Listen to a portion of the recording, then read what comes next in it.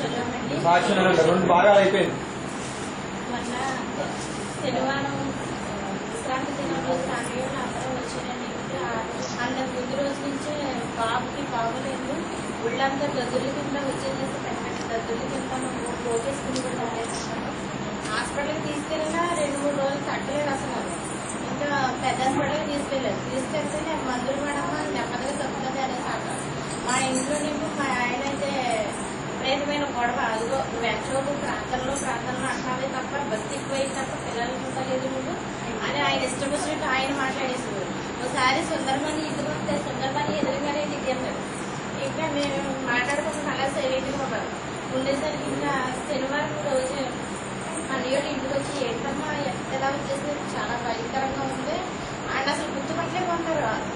ఏంటి ముగ్గుపోయి ఉన్నాడేమో నేను పెద్ద పెద్ద గద్దులతోటి. ఇంకా మళ్ళీ హాస్పిటల్కి తీసుకెళ్ళమ్మా అనేసి అంటే అన్నయ్య ప్రార్థన చేశాడు. హాస్పిటల్కి తీసుకెళ్ళినా తగ్గలేదు, జ్వరం వచ్చేసింది ఆ నైట్కి.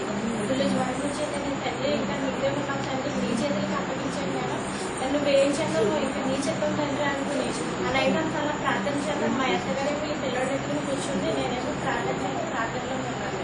ఉండేసరికి తెల్లారేసరికి అడిగి జ్వరము లేదు, దగ్గులు కూడా తగ్గుమొగ్గు పట్టినాయి. ఆయన మా అత్తగారు అన్న హాస్పిటల్కి తీసుకెళ్తాను, జ్వరం వస్తే తీసుకురమ్మన్నారు కదా డాక్టర్ గారు అన్నాడు.